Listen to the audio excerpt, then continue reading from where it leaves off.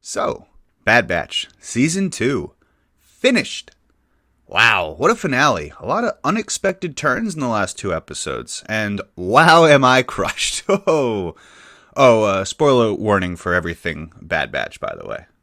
So, Season 2 of The Bad Batch takes place a few months or so after the events of Season 1's finale, and it picks up with the Bad Batch still running missions for Sid, and with Crosshair still being the Imperial's lapdog.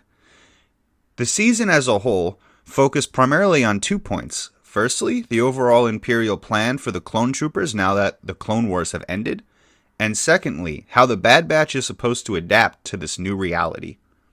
Both of these themes have been carried over from Season 1, but amped up to a whole new level. Much of Season 2 demonstrates how, while the Bad Batch believes that they can separate themselves from the chaos churning over the galaxy, the Empire won't let them go so easily. This throughline also ends up splitting the Bad Batch even more so than in Season 1. In the first season, Crosshair decides to stay with the Empire, while the other members of Clone Force 99 go AWOL. In Season 2, Echo leaves the Bad Batch halfway through the season, citing a need to do more in fighting the Empire and liberating his brother clone troopers. Then, when Echo returns to the squad in order to help them rescue Crosshair, Tech falls to his death, thus splitting the Bad Batch even further, and, to add insult to injury, Omega is then captured by the new, soft-speaking Imperial antagonist, Dr. Hemlock. By the end of the season, the Bad Batch is broken more than ever. The Empire seems to be taking victory after victory, and Echo, Hunter, and Wrecker, and all of them have to find another place to set up base, now that Sid's turned them over to the Empire. Though I'm pretty sure Pabu will still have their doors wide open for them.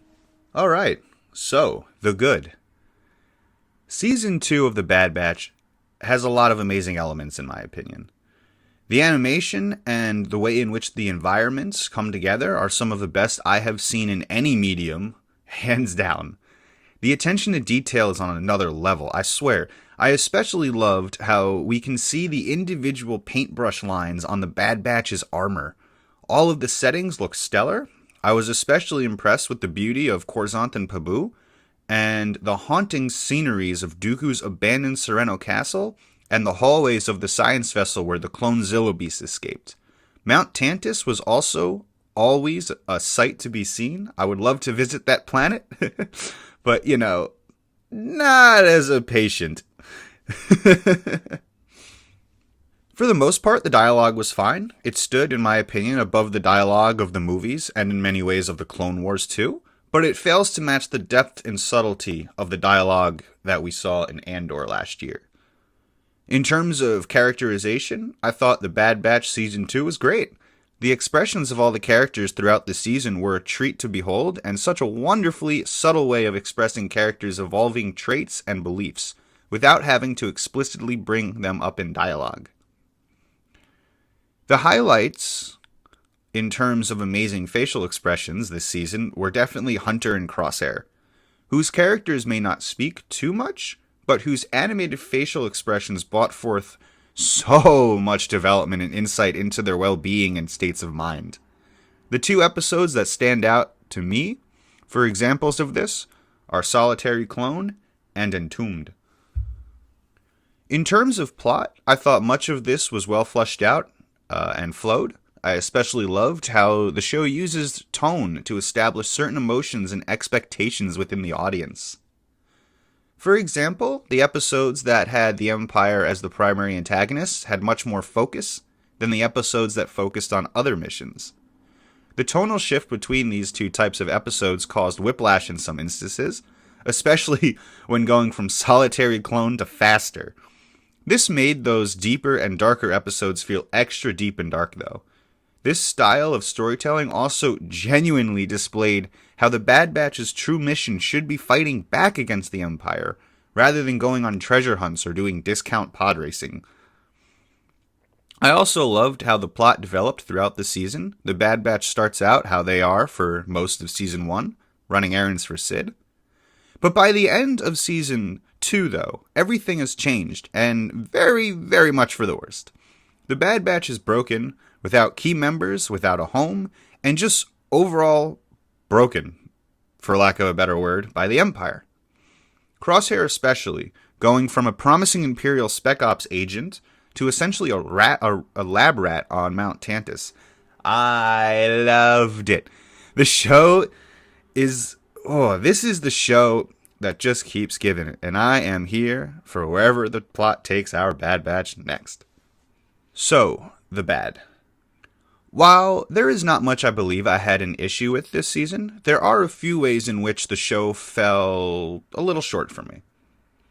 Firstly, while the high points of the season were near perfection, in my opinion, episodes like Solitary Clone, Metamorphosis, and Truth and Consequences were 10 out of 10s and easily rewatchable. I think I've seen those episodes 10 times over already since they came out.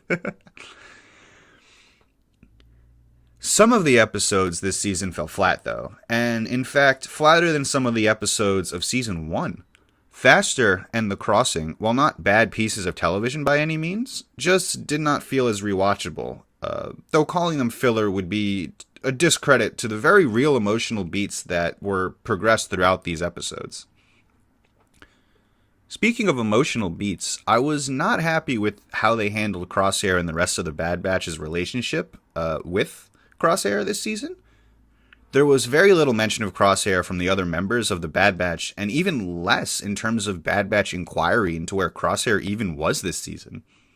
In Season 1, I thought they set up an interesting through line with them. Crosshair saw Hunter's leadership as incorrect and weak, and the Bad Batch saw Crosshair as misguided.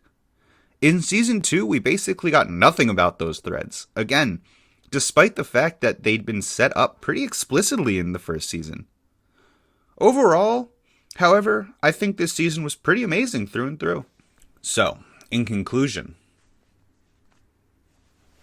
I genuinely love Season 2 of The Bad Batch. I felt it was a great addition to Star Wars, I thought it was a great follow-up to Season 1 with only a few hiccups, and I thought it was a great addition to animation in general. There were many elements of this season that I loved, a few that I was not too happy about. But, all in all, an excellent second season to an excellent show. And I cannot wait! I cannot wait for Season 3. Whew. Hopefully the announcement will come soon. But, in the meantime, thank you for watching, and peace out!